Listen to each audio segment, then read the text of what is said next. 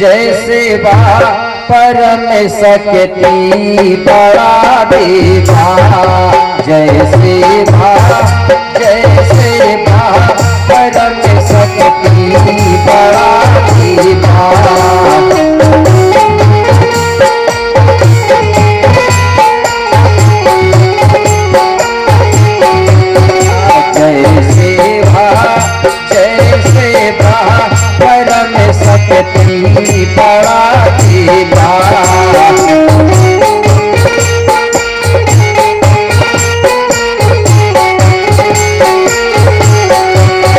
परम शक्ति बड़ा देवा, परम शक्ति बड़ा देवा, परम शक्ति बड़ा देवा।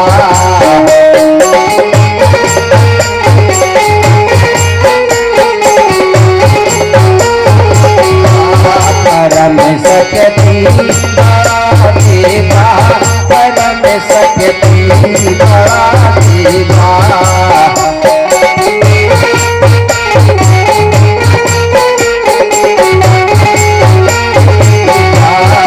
जय सेवा परम शक्ति बड़ा देवा। परम शक्ति बड़ा देवा।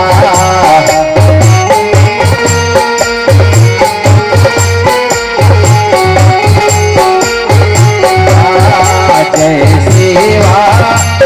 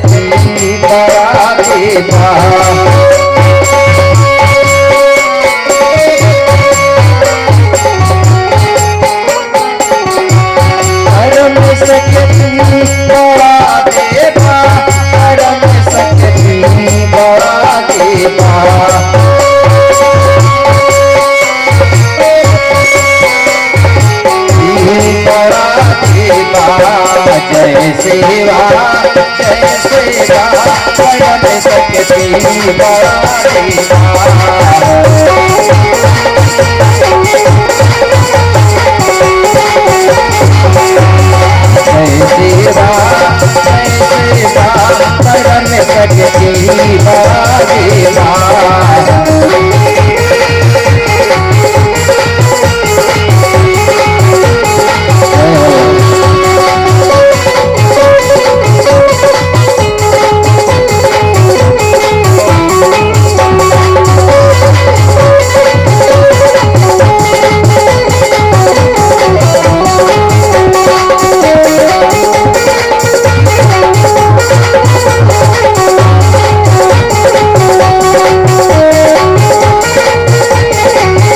जय सेवा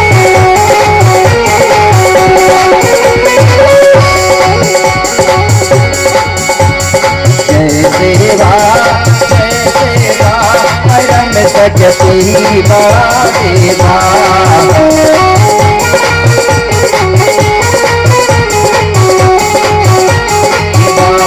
शक्ति बड़ा देवा। जय सेवा परम शक्ति बड़ा देवा। जय सेवा परम शक्ति बड़ा देवा। जय सेवा परम शक्ति बड़ा देवा। परम शक्ति बड़ा देवा। परम शक्ति बड़ा देवा। परम शक्ति बड़ा देवा। पाठने वाली माता कली कंकाली दाई, मैं आपको कोटि कोटि बंदन नमन सेवा जोहार करता हूँ। आप मुझे ऐसी शक्ति देना, ऐसा ज्ञान देना, जिससे कि मैं धरती पर रहने वाले समस्त जीव प्राणियों के हित के लिए, समस्त सगा समाज की भलाई के लिए सबको सतमार्ग बता सकूं और सबका जीवन को सुखमय बना सकूं, ऐसा मुझे ज्ञान देना बाबा। मैं आपको कोटि कोटि वंदन सेवा जोहार करता हूँ। बोलिए शंभो गौरानाथ सेवा। यहाँ पर बैठे हुए सगा समाज होता सेवा सेवा। बहुत धन्यवाद। आप सबको शंभु गौरव सद्बुद्धि दे, सद्ज्ञान दे, आपका परिवार सदा सुखी रहे, ऐसी कामना करता हूँ और आपको ले चलता हूँ। या मंगल हारी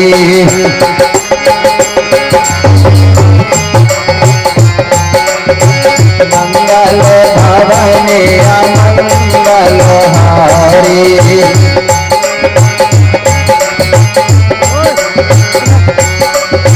मंगल भवन या मंगल हारी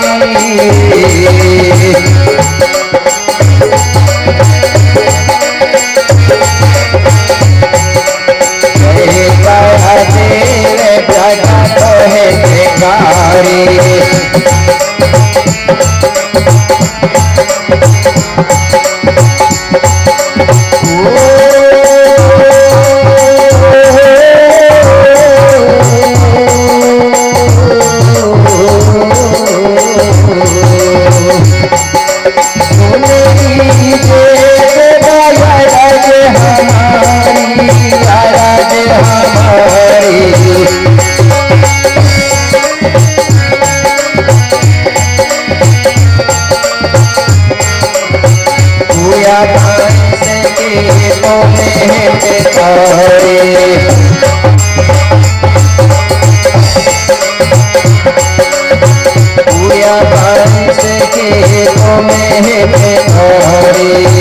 सुने दीजिए भैरज हमारे पूया भैंस खेतों में प्रिय सज्जनों, गुरु विक्रमदेव, गोंड राजा बीरसा यात्राम जी और समस्त समाज एक समय बैठे हुए थे। तो उसी समय गुरु विक्रमदेव के सामने राजा बीरसाय हाथ जोड़कर खड़ा हो गया और गुरु विक्रमदेव से निवेदन करते हुए बोला कि गुरुदेव, अब आप कृपा करके मुझे और मेरी समस्त सगा समाज को जीव जगत की उत्पत्ति के बारे में गाथा सुनाए कि हमारा जन्म कहां से हुआ और हमारा जन्म स्थल को किस नाम से जाना जाता है। अतः ही आप कृपा करके जीव जगत की उत्पत्ति के बारे में बताने की कृपा करें। तो प्रिय सज्जनों, मैं भी आपको वही बात बताने जा रहा हूं जो गुरु विक्रमदेव ने राजा बीरसाय को सुनाया था। क्योंकि हम लोग गोंड हैं तो हमको अपना इतिहास जानना बहुत जरूरी है कि हमारा जन्म स्थल क्या है, हमारा जन्म कहाँ हुआ, हमारे सबसे पहले के माता पिता कौन है, हमारा बेल वंश कैसे चला। तो मैं वही बात बताने जा रहा हूँ आपको। जो गाथा आपको मैं सुना रहा हूँ, इसी गाथा को एक समय पांचों खंड धरती के राजा शंभू शेख बाबा ने एक बार गौराबाई को सुनाया था यही गाथा। और इसी गाथा को एक समय चंद्रपुर चांदागढ़ में राज करने वाले गोंड राजा बीरसा यात्राम जी ने गुरु विक्रमदेव के मुखारबिंदों से सुना था। और वही गाथा आज मैं आपको ये परसिया ग्राम की पावन धरा धरती पर आपको सुनाने जा रहा हूं। तो सभी लोग ध्यान देकर सुनेंगे। है पानी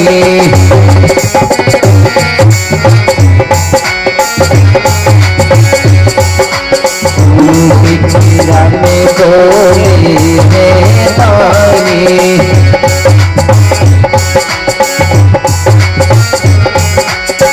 तीरे है सुनो हकल कहानी,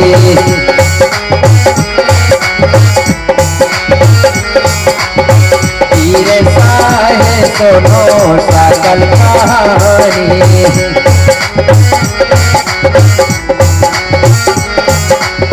सकल कहानी सकल कहानी। गुरु विक्रमदेव कहने लगे राजा, सबसे पहले यहाँ कुछ नहीं था, अथाह जल ही जल भरा हुआ था और उसी जल के बीचों बीच एक टीला सा दिखाई दे रहा था। वो टीला आज भी है। उस टीला का कभी प्रलय नहीं हुआ है। जब जब भी प्रलय हुआ है तो पूरी जो पृथ्वी है पानी में डूब जाती है, जलमग्न हो जाती थी, लेकिन वो टीला कभी जल में डूबा ही नहीं। तो मेरे सज्जनों, ये धरती का जो प्रलय है लगभग 27 बार हो चुका है। हम 28 नंबर की धरती में रह रहे हैं। तो जब प्रलय होता है तो उसको हमारे पुरखा लोग प्रलय नहीं बोलते थे। क्या बोलते थे उस समय? कलडुब हुआ था बोलते थे ना, सुने होंगे, कलडुब बोलते थे। तो पहले बता दो कि ये 5 शक्तियां हैं, धरती, जल, वायु, अग्नि और आकाश। ये 5 शक्ति है, 5 तत्व है, ये अजर अमर है, ये कभी खत्म नहीं होते। इनका कभी जन्म होता है न कभी मरण होता है। ये 5 चीजों को किसी ने नहीं बनाया है, ये कुदरती शक्ति है। अगर कोई कहे कि हवा को उसने बनाया, धरती को उसने बनाया, मेरे भाई ये 5 शक्ति सबको बनाती है, 5 शक्तियों को किसी ने नहीं बनाया है। जब तक 5 तत्व नहीं रहेंगे तो किसी का शरीर नहीं बन सकता।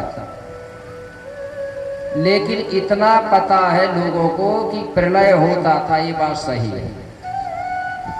तो जब जब भी प्रलय होता था तो जो धरती है पानी के अंदर डूब जाती थी, और धरती का एक टीला है वो कभी पानी में डूबा ही नहीं है। वो टीला कौन सा है? अमरकोट का टीला, अमरकंटक जिसको बोलते हैं। वो टीला कभी डूबता ही नहीं था। अगर डूब जाता तो उसको अमरकंटक नहीं बोलते, वो अमर है इसलिए उसको अमरकोट कहा जाता था। तो जब वो टीला से देखते थे चारों तरफ, तो जहां तक हमारी नजर जाती थी वहां तक अथाह पानी ही पानी दिखाई देता था, पानी के अलावा कुछ नहीं दिखता था।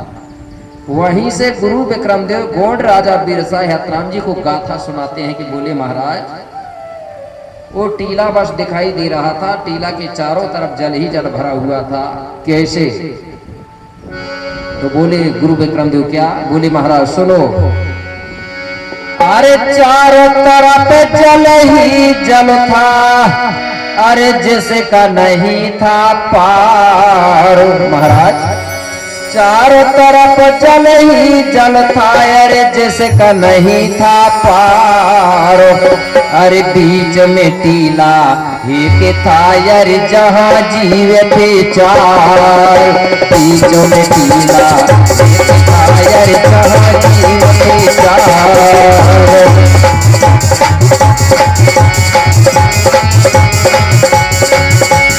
चारों तरफ जल ही जल था, अरे जिसका नहीं था पार।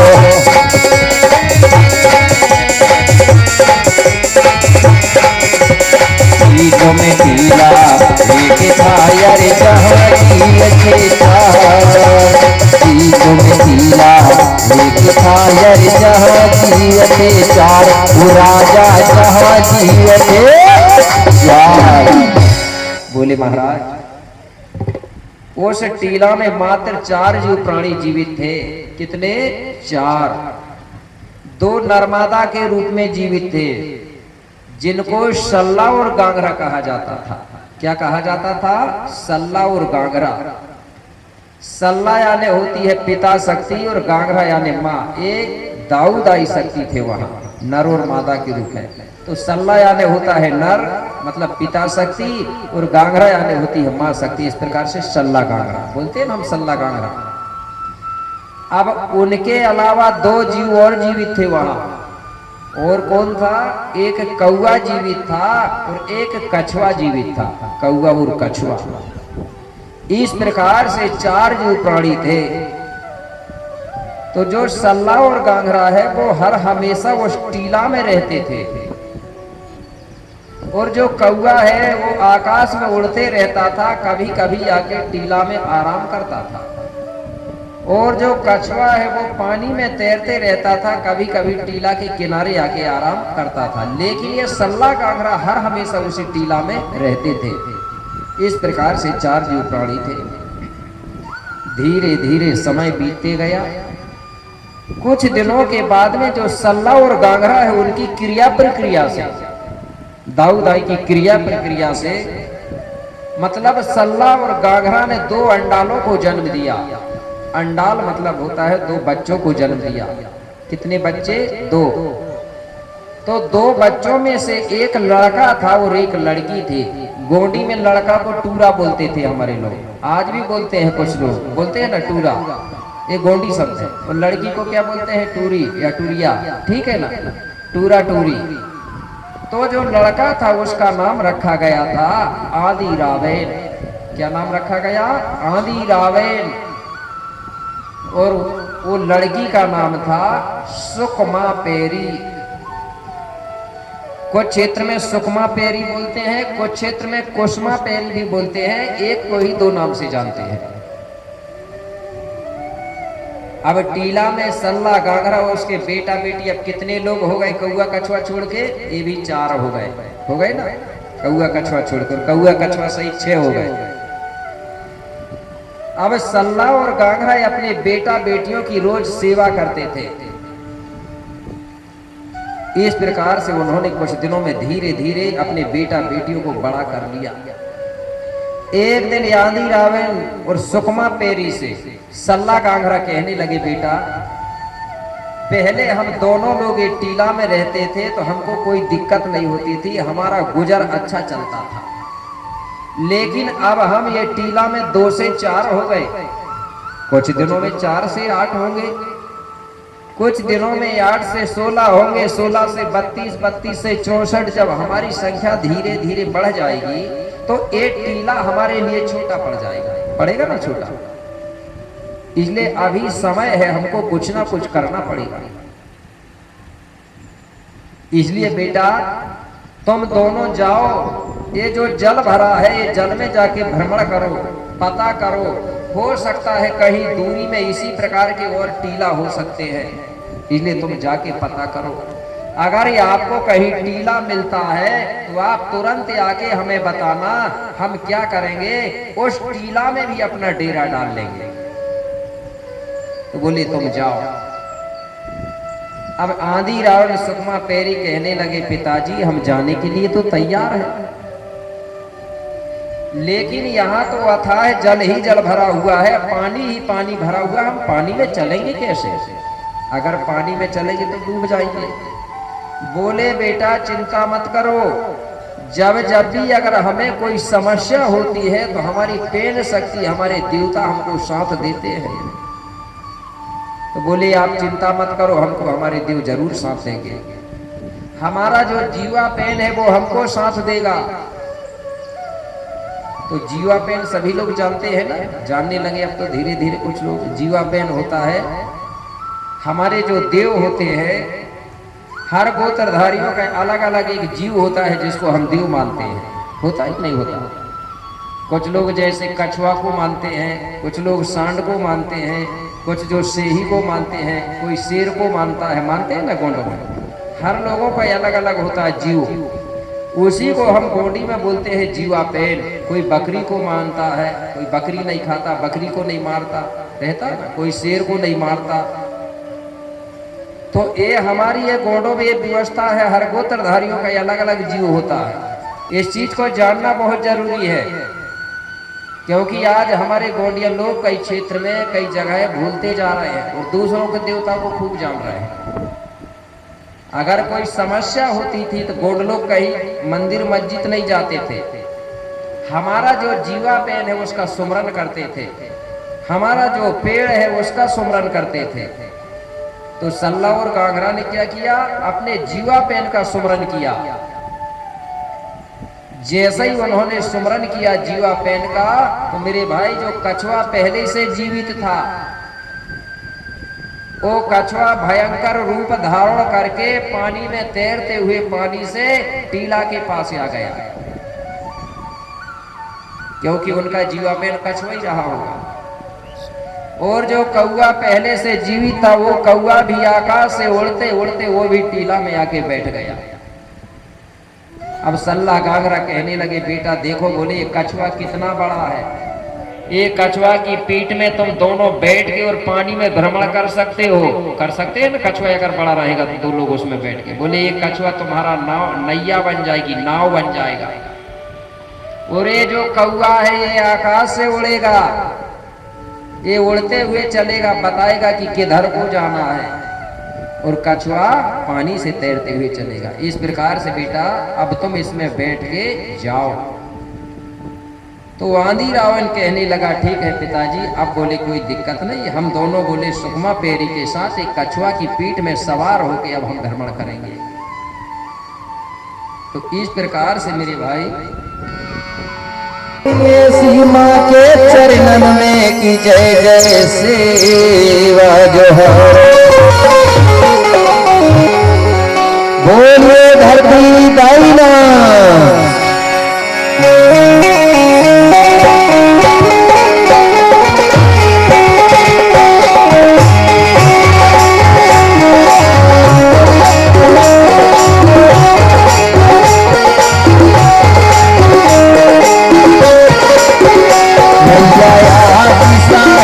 तेरे घाट भाई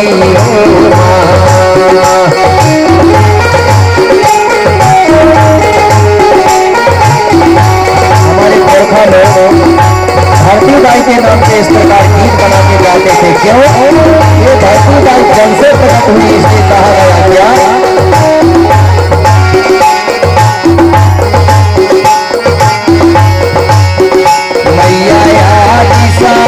तेरे घाट भाई हो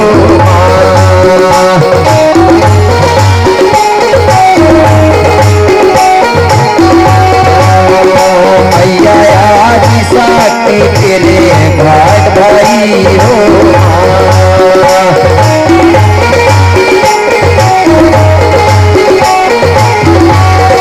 जय हो मैया।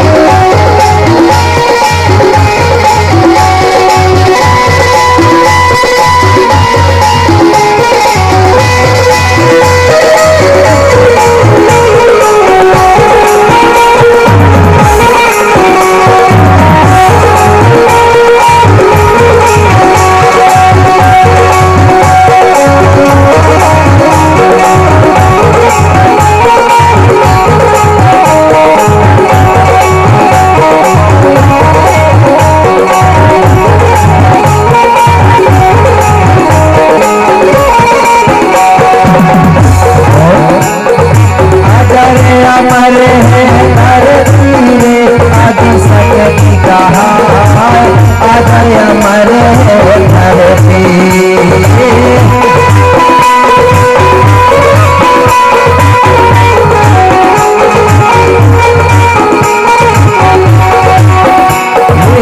आजर अमर धरती रे आदि शक्ति कहा, आजर अमर धरती।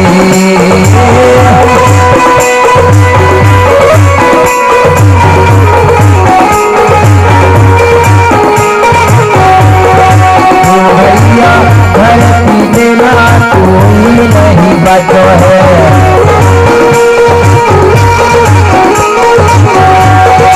भैया धरती देना कोई नहीं बचो है।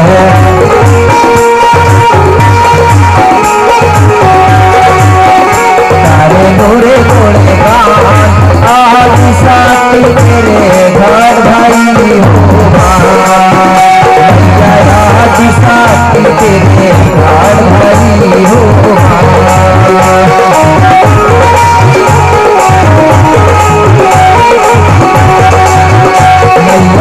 आदि साथी तेरे घर भाई हो।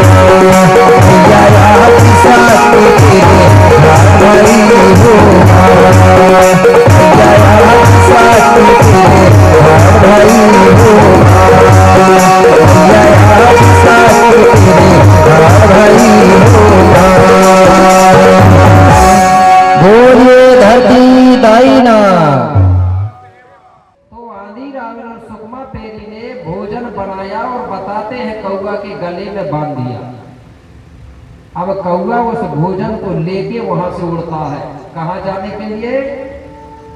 अमरकोट का टीला सल्ला गांगरा के पास जाने के लिए। अब कौआ इधर से उड़ते उड़ते उड़ते चला, अमरकोट का टीला पहुंचा तो अमरकोट में जो सल्ला गांगरा है माता पिता वो सराय के पेड़ के नीचे रहते थे। धीरे धीरे दिन डूबने लगा।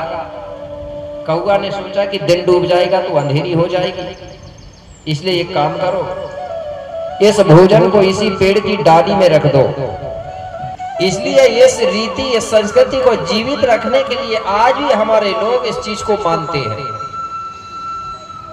इस प्रकार से चलता है। अब धीरे धीरे समय बीतते गया।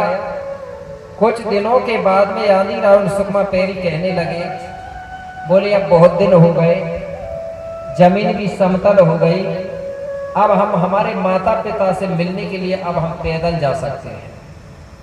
जैसे ही इन्होंने वो सिंगामाली पक्षी को देखा तो ये बड़े प्रसन्न हुए, कहने लगे देखो हमारे माता पिता हमको पक्षी का रूप धारण करके दर्शन दे रहे हैं। ये लोग हाथ जोड़ करके उसी पक्षी का दर्शन करने लगे। क्यों कर रहे दर्शन? इन्होंने सोचा कि ये हमारे माता पिता हैं, ये पक्षी का रूप धारण करके हमको दर्शन दे रहे हैं। ये सोच के वो दर्शन करने लगे। अब आंधी रावण कहने लगा सुकमा पैरी से, बोले चलो अब किनारे जाके देखते हैं, मेरे भाई ये जैसे ही किनारे में पहुंचे वो पक्षी का जोड़ा गायब हो गया, पता ही नहीं चला इनको कि कहाँ चला गया। ये कहने लगे, बोले हमारे माता पिता बोले अंतर ध्यान हो गए, गायब हो गए। अभी तो बोले यही खड़े थे पक्षी का रूप धारण करके। अब बोले क्या करें, ये वहीं ढूंढने लगे अपने माता पिता को, यहीं थे करके। जैसे आप लोग ऐसा हाथ उठाओगे तो हम भी इसी प्रकार का बन जाते हैं, बनते हैं ना। तो जो दाया अंग है वो सल्ला है और बाया अंग गांगरा है। तो सल्ला और गांगरा की जब क्रिया प्रक्रिया होती है तो उससे ही जीवों का जन्म होता है कि नहीं होता? तो हम उसको इस रूप में मानते हैं। दूसरे लोगों ने इसी का परिवर्तन किया और किस रूप में मान रहे हैं, वही नर्मदा शक्ति को। लेकिन वो बताते नहीं, क्या बोलते हैं वो, शिवपिंडी, शिवलिंग। कैसे मान रहे हैं उसको? शिवलिंग के रूप में मानते हैं वो। माता है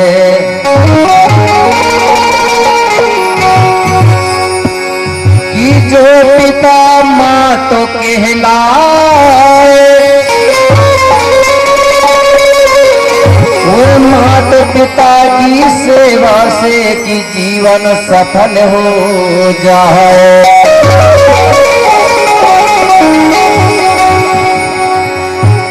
एक बार हमारे जो नाचने के लिए हमारे राजा लोग तैयार हुए हैं, उनके लिए जरा ऊपर हाथ उठा के सम्मान करने के लिए ताली बजा दे। ताली बजा के सभी माताओं को अमरकोट से चली नर्मदा,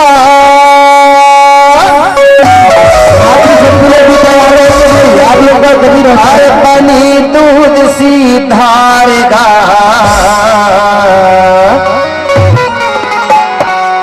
अरे कल कल चल चले कर फूल जाके पहाड़ जा,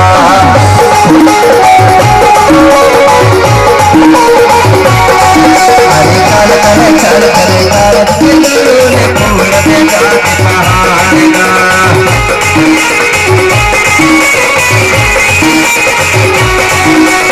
अमरकोट से चली नर्मदा,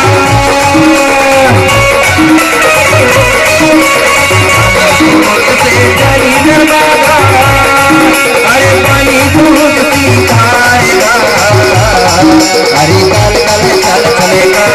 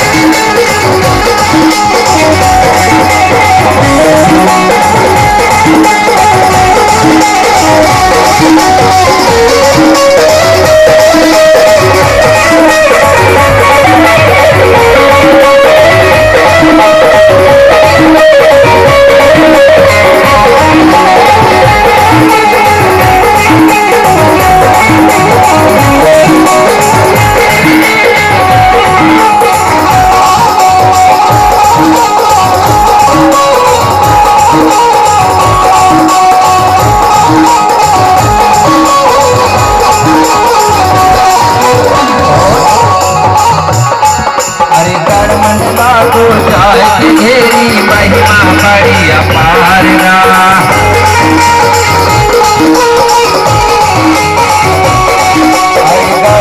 बापू जाय की मेरी महिमा बड़ी अपारगा।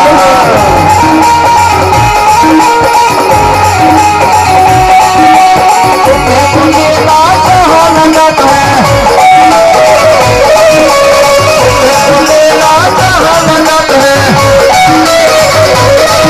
अरे दुखी लगाए नरे नारिगा, अरे दुखी लगाए नरे नारिगा। हरि काल करे चल चल कर छोड़ दे जात पहाड़गा।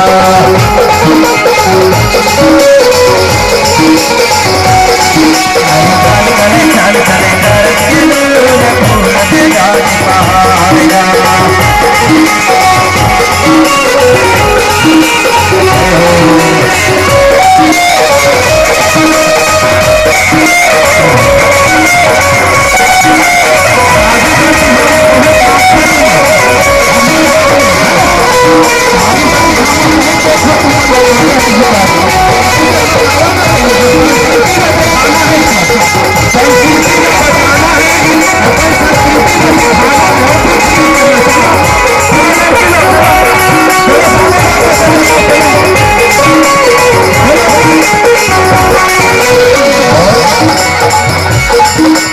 जबलपुर से आगे बढ़ के बन गई है धुआंधारगा।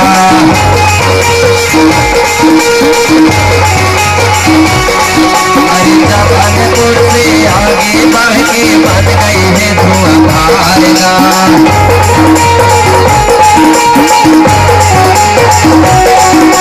भेड़ा घाट में 64 लोगन, भेड़ा घाट में 64 लोगन।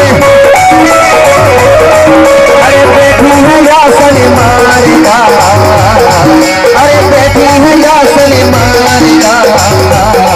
हरि काल करे चल चले कर लोले मारेगा।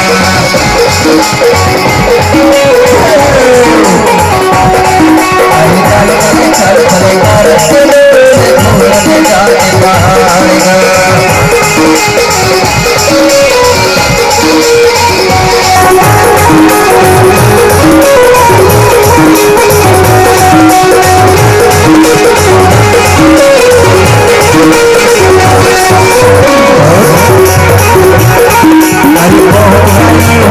गुजरात भरे पारगा।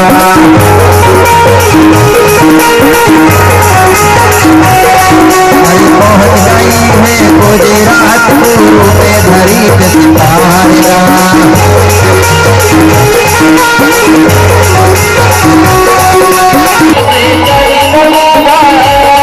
अरे पानी दूध सीतारगा।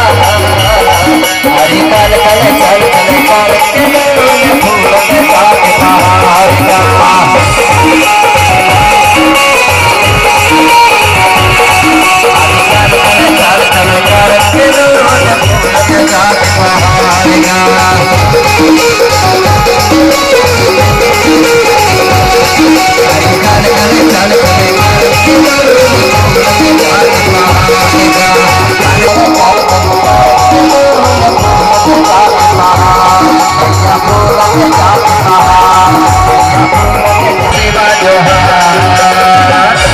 बोलिए नर्मदा शक्ति नाम। बहुत बहुत धन्यवाद सभी लोग अपना स्थान ग्रहण करने के। तो मैं बता रहा था कि जब धरती के टुकड़ा हुए तो हम लोग यहाँ रहने वाले जो लोग हैं गोंडवाना के लोग हैं, गोंडवाना देश में। जब हमारा बेल वंश चला तो हम लोग, मेरे भाई बताया जाता है, जब हमारा बेल वंश चला तो हम लोग मकान बनाना नहीं जानते। हम लोगों के पास कोई सामाजिक व्यवस्था नहीं था कि कौन हमारा नाना लगेगा कि नानी लगेगा, काका काकी चाचा चाची, हम लोग नहीं जानते थे। हमारा तो अमरकोट के टीला से बेल वंश फैलते गया तो हम जंगलों में रहते थे, पहाड़ों में रहते थे, खोए खंडारों में रहते थे, पेड़ों के नीचे रहते थे। हम कुछ नहीं जानते थे, फल फूल कंद मूल फल खा के अपना समय बिताते थे। कपड़े का आविष्कार भी नहीं हुआ था, कपड़े भी नहीं थे। अपना तन ढकने के लिए हम लोग जानवर को मार के उसकी छाल निकाल के उसकी चमड़ा निकाल करके उससे हमारा तन ढकते थे। अब आगे क्या हुआ, कुछ दिनों के बाद में आंधी रावण और सुकमा पेरी से गढ़ाधिपति और गढ़ सेविकाओं का जन्म हुआ। किसका? गढ़ाधिपति और गढ़ सेविका।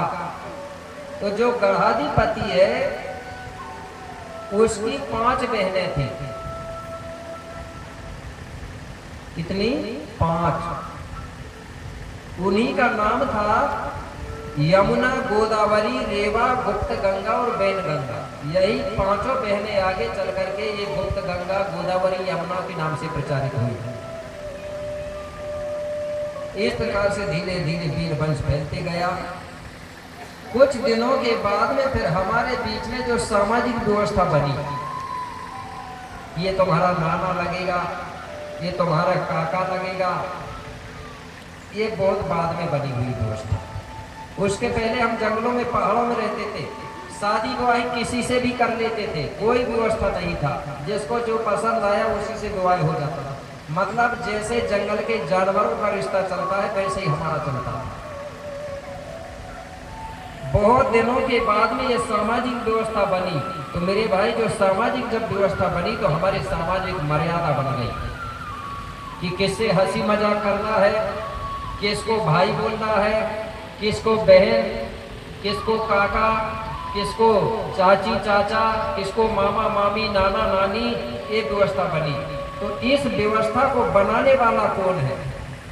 जिस व्यवस्था पर आज हम सब लोग चलते हैं ना, सभी इस रिश्ता को मानते हैं, चाहे वो गौंड हो, चाहे पिछड़ा वर्ग हो, चाहे कोई भी समाज हो, सभी इस व्यवस्था को मानते हैं। सब मानते हैं ना, नाना नानी, काका काकी। लेकिन हम जानते नहीं हैं ये व्यवस्था बनाने वाला गुरु कौन है।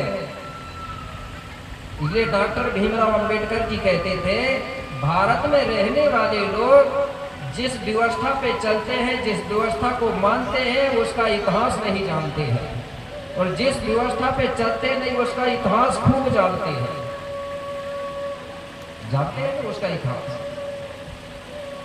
तो मैं एक बार जानना चाहता हूं कि जो नाना नानी, काका काकी, जो रिश्ता बनाने वाला, जो सामाजिक व्यवस्था बनाने वाला गुरु कौन है? जरा हाथ उठाएंगे जिसको मालूम है। तो कुछ लोगों को मालूम है, कुछ लोगों को नहीं है, जबकि मानते सभी है। मानते हैं ना, SC ST OBC सब मानते हैं। जब से ये व्यवस्था बनी है तब से ही हमारे समाज में सामाजिक मर्यादा है। लेकिन इस ग्रंथ को लिखा नहीं गया। क्यों नहीं लिखा गया? कि हम जो SC ST OBC के लोग हैं, ये पढ़े लिखे नहीं थे उस समय, और हमको पढ़ने भी नहीं दिया जाता था। जो लोग पढ़े लिखे थे उन लोगों ने उनकी खुद की व्यवस्था लिख दिया, लेकिन भारत में रहने वाले SC ST OBC की व्यवस्था को नहीं लिखा। तो मैं वही बात आपको बताने जा रहा हूं कि वो व्यवस्था किसने बनाया। तो सभी लोग ध्यान से सुनेंगे, क्योंकि जो समाज अपना इतिहास नहीं जानती है वो समाज मुर्दे के समान होती है, ऐसा बताया जाता है ना। अगर हम उस व्यवस्था को मान रहे हैं और इतिहास नहीं जान रहे हैं तो समझ जाओ हम मुर्दे के समान हैं। तो गुरु विक्रमदेव राजा बीरसाय को यही गाथा सुनाता है। बोले, राजा बीरसाय, जिस गुरु ने गोंडी व्यवस्था को बनाया है, मैं वो आपको वही व्यवस्था की बात सुना रहा हूँ। आप ध्यान से अपनी समस्त प्रजा सही सुनो। अब सुनो सदा जनो ध्यान लगाई, अब सुनो सदा सब ध्यान लगाई, मोती रावण कहे गुण गाई। अब सखी सहेली नदी पहुंची तो नदी में जाके देखी गंगा जी में कि सुंदर जल भरा हुआ था। अब सखी सहेली नदी के किनारे में बैठ गई, मतलब गंगा जी के किनारे, और नहाने लगी। रानी देख रही थी। सखी सहेली बोली, रानी आप भी तो नहा लो। रानी कहने लगी, मैं किनारे में बैठ के नहीं नहाऊंगी।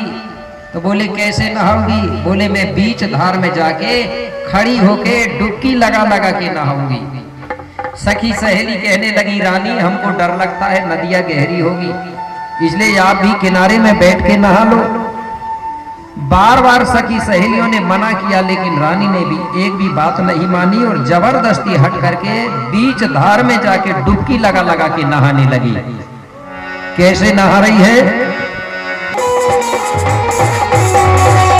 पानी में रानी नहाए रही रे बीच गंगा में जाके,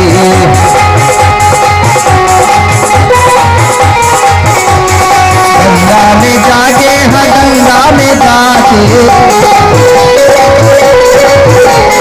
गंगा में जाके, हाँ गंगा में जाके, ओ पानी में रानी नहाए रही रे बीच गंगा में जाके,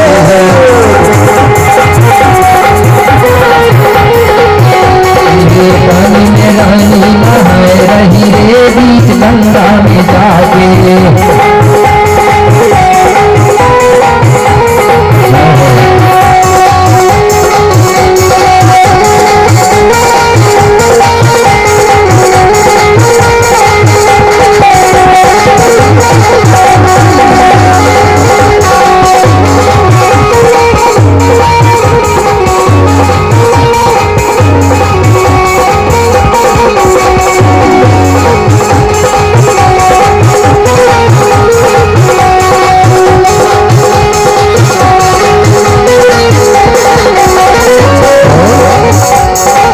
कैसे नहा रही है?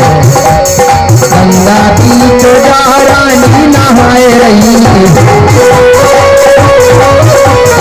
मनोही मन में है खुशियां मनाए रही, मनोही मन में है खुशियां मनाए रही।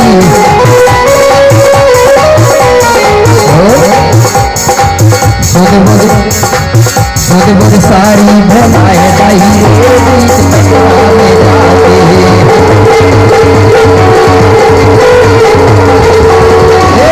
सुध बुध सारी भलाए रही रे बीच गंगा में जाके,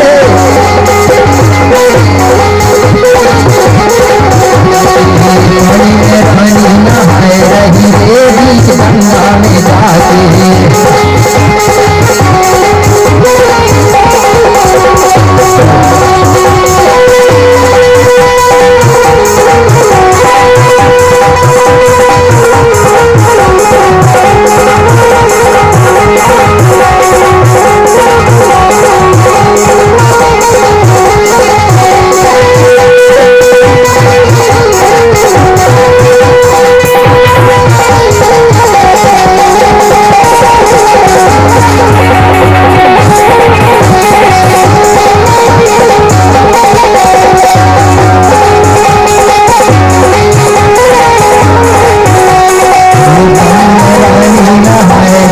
गंगा में जाके, पानी में रानी नहाए रही रे बीच गंगा में जाके, पानी में रानी नहाए रही रे बीच गंगा में जाके, पानी में रानी नहाए रही रे बीच गंगा में जाके।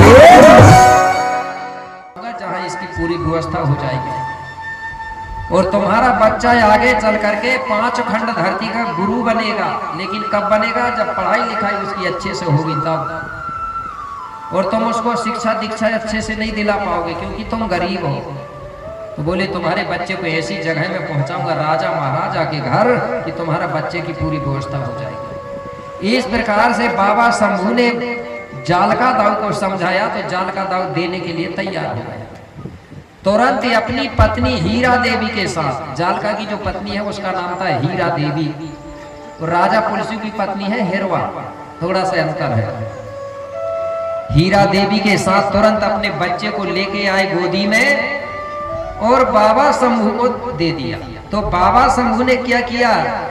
रानी के आने से पहले जिस नदी में रानी नहाने आ रही थी उसी नदी में ले जाके डोला में सुला के उसी नदी में बाबा शंभू ने छोड़ दिया था।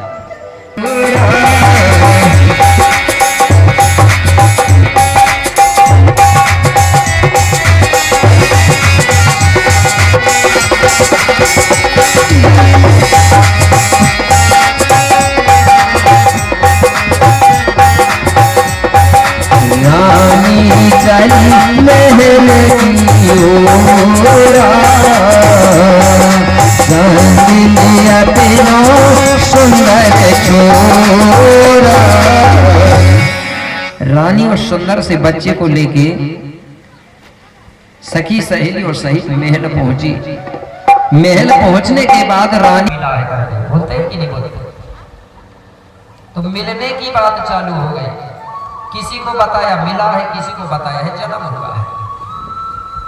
तो राजा ने उसी खुशी के साथ ही साथ कोई भी काम नहीं कर सकते, कोई भी पूजा पाठ, एक दूसरे के घर आना जाना खाना का परहेज चलता है।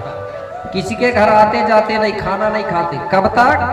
जब तक छठी नहीं होती। छठी बोलते हैं ना, क्योंकि कई नामों से जानते हैं इसको। छठी भी बोलते हैं कुछ क्षेत्र में, इसको कुछ जगह सूधक भी बोलते हैं, सौर सूधक, कुछ जगह इसको चौकपाठ भी बोलते हैं। तो मुझे मालूम है इधर छठी बोलते हैं। जब तक ये काम नहीं होता तब तक हमारा घर शुद्ध नहीं होता। तो ये छठी कब मानते हैं? जब नरा गिर जाता है तब। नरा तो जानते हैं ना, जो नरा होता है,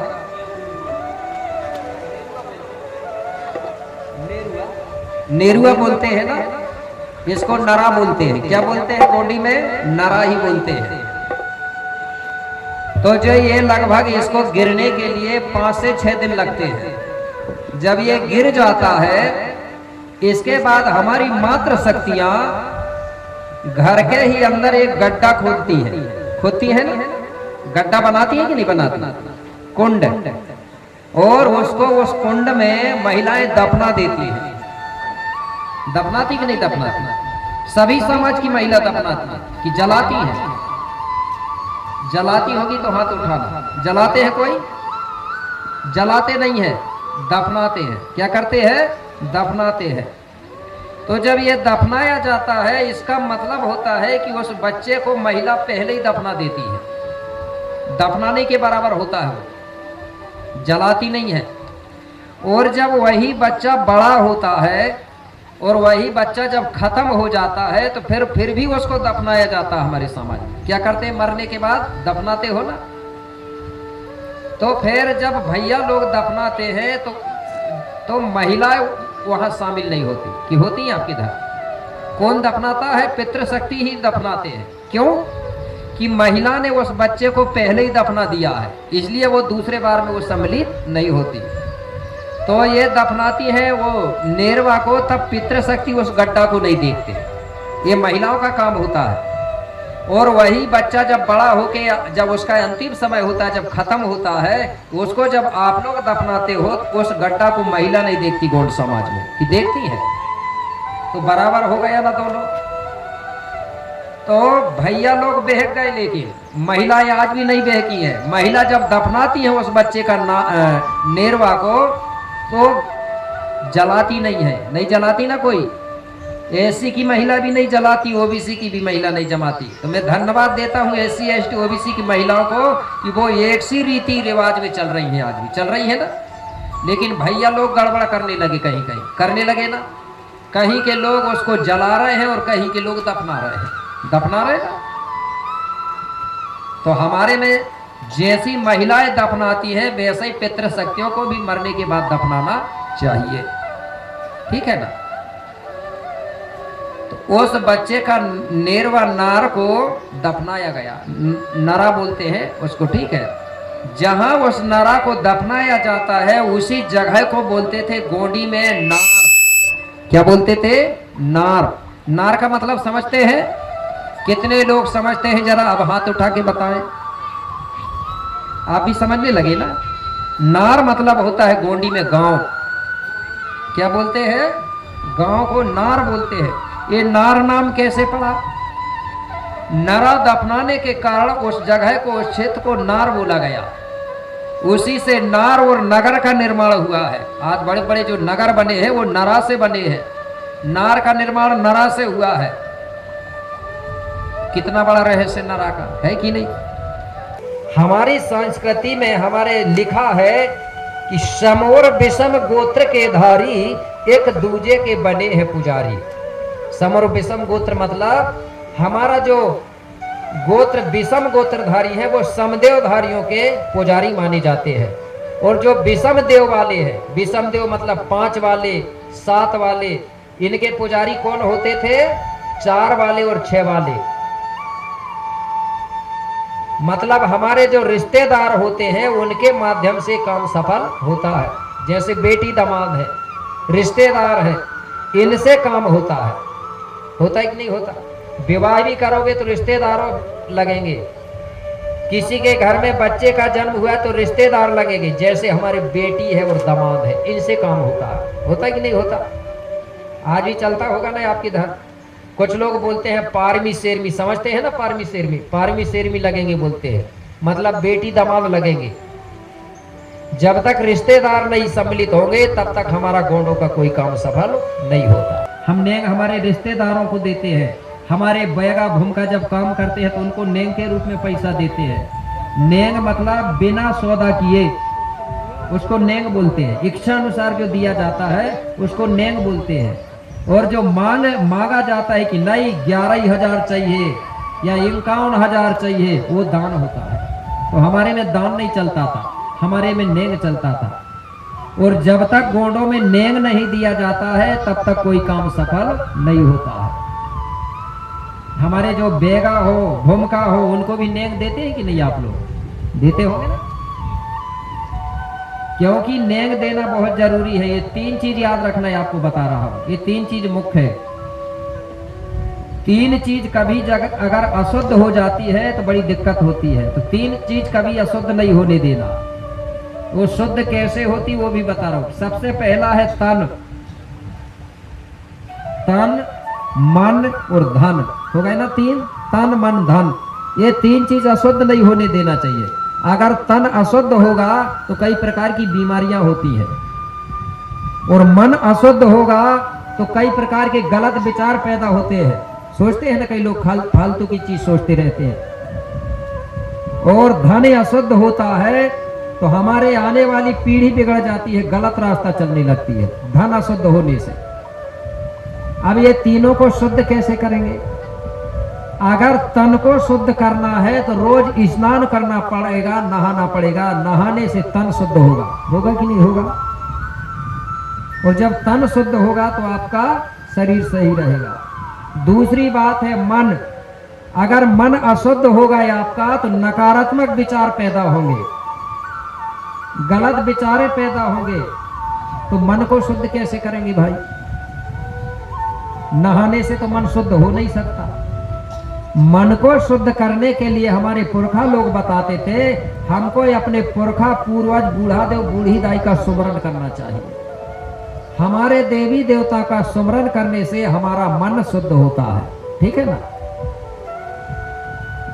और जिसका मन शुद्ध नहीं है तो वो कुछ भी सोचते रहता है।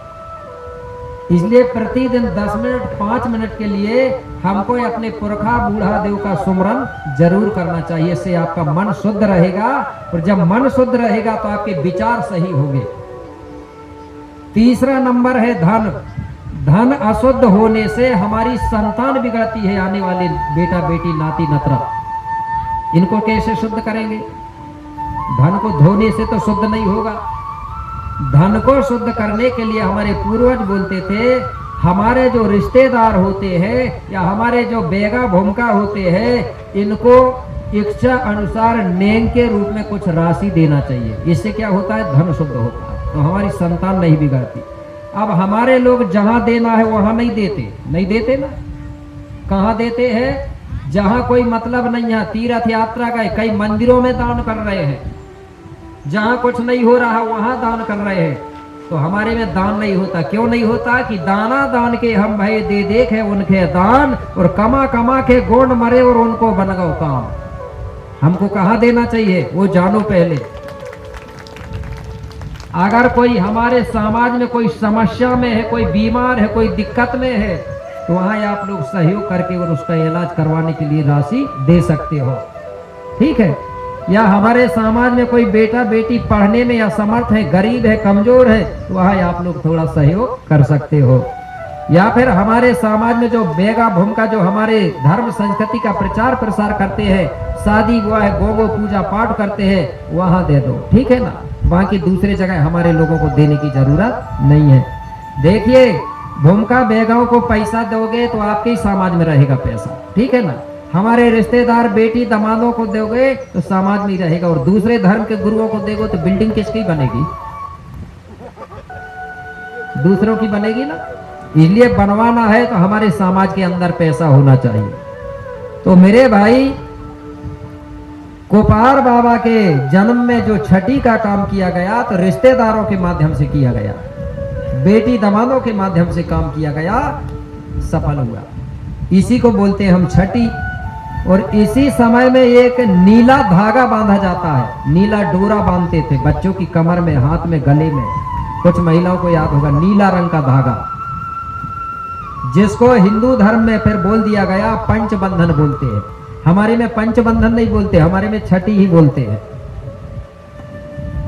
जब घर शुद्ध होता है, जब बच्चे का जन्म हुआ, 12 दिन हुआ तो एक दिन खुशियां मना लिए। लेकिन अब हमारे कई जगह देख रहा हूँ, गोड़ लोग दूसरे की नकल करके हर साल बारसा मना रहे हैं।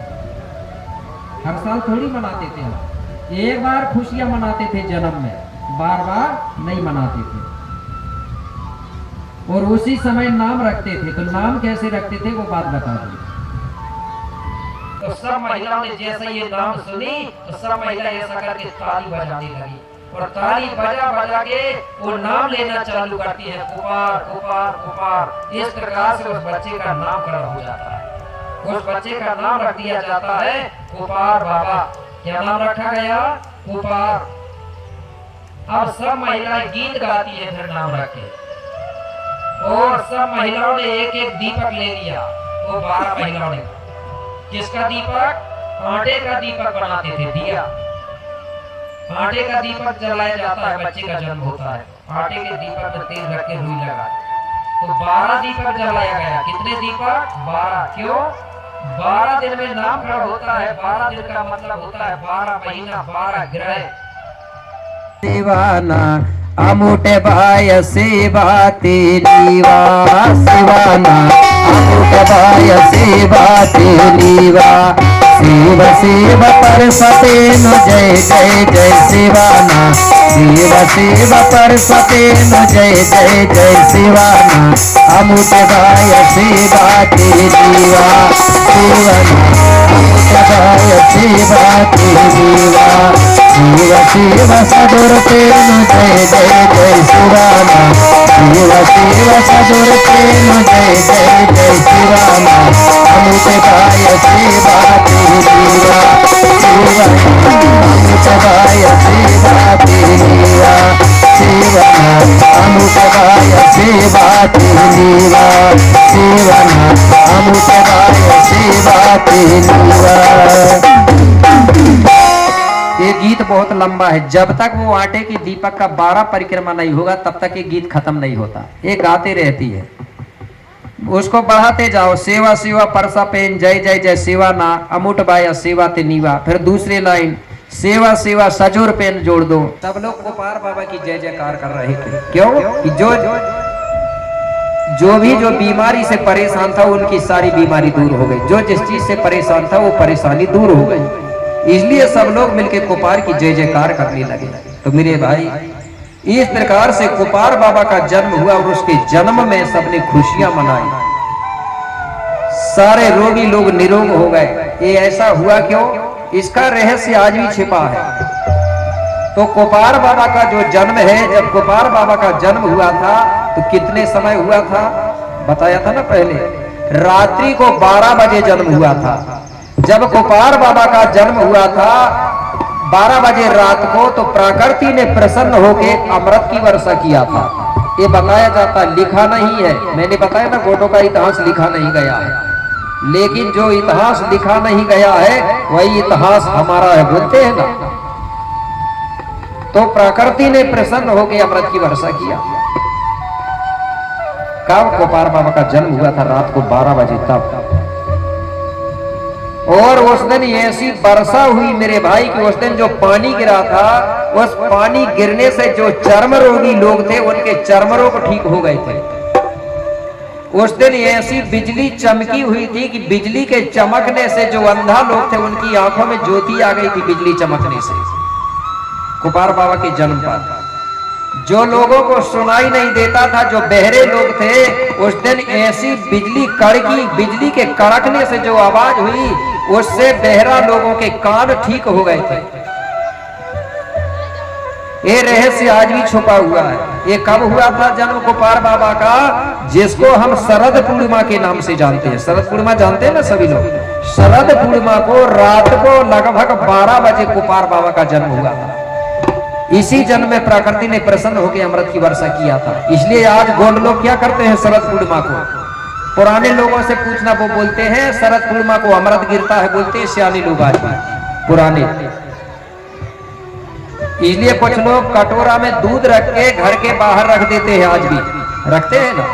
कुछ लोग शरद पूर्णिमा को दूध वाली खीर बनाते हैं। क्यों? उनका ये विश्वास है कि अगर रात को हम दूध रखेंगे या खीर बनाएंगे तो जो ओस गिरेगा उस दिन, जो पानी गिर जाएगा धोखा से, 1-2 बूंद ओस होता है ना, वो गिर जाएगा तो वो दूध जो है या खीर है वो अमृत के बराबर हो जाता है। उस दूध या खीर को खाने से कई प्रकार की बीमारी, कई प्रकार की समस्याएं दूर होती है। इसलिए हमारे पूर्वज लोग आज ये काम करते हैं। आपके इधर क्या नहीं करते होंगे तो एक काम करना, जिस दिन शरद पूर्णिमा होती है उस दिन अगर अकेले है तो एक कटोरा में दूध रख करके उसमें शक्कर डाल देना थोड़ा सा, और घर के बाहर रख देना कहीं भी ऐसी जगह में कि वो कोई कुछ गिरा भी ना। ठीक है, तो रख दिए बाहर, रात भर रखा रहने दो, सुबह नहा धो के और उस दूध को पूरे घर के लोग थोड़ा थोड़ा प्रसाद के रूप में बांट के खाना चाहिए। उससे कई प्रकार की समस्याएं दूर होती हैं। खीर बनाना चाहिए, उस खीर को खाना चाहिए। हमको शरद पूर्णिमा के दिन कहीं बाहर जाने की जरूरत नहीं, गांव में ये काम करना चाहिए। सेवा सेवा कि मातु पिता गुरु बंदन करूं, कि मातु पिता गुरु बंदन करूं, आज धरु चरणों में ध्यानो। हे परम शक्ति बलदेव जी, कर देना दया का दान, कि शंभु गोरा को बंधन करूं, आज सुमरहु बावन गण के देवी देव। कोई अपन सी करे सुमरनी, अजिया के खबरिया लियो। बोले बुढ़ा देना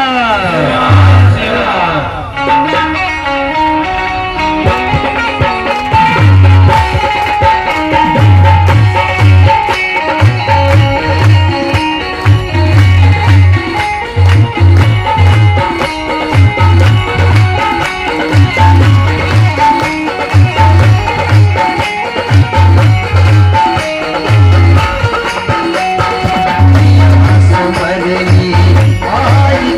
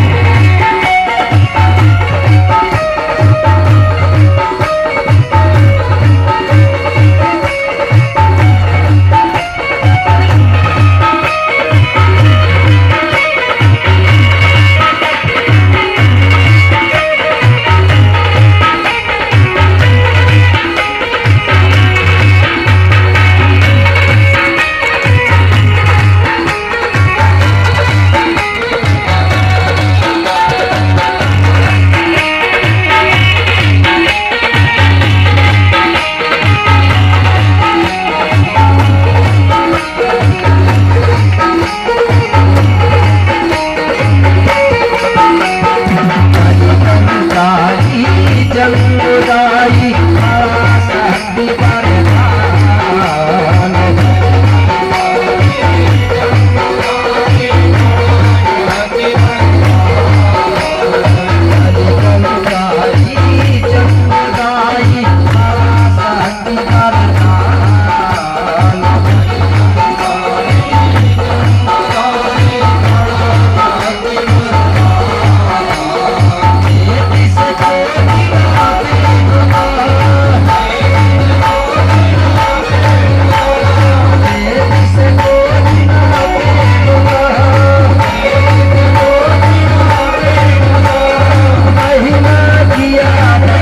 Yes,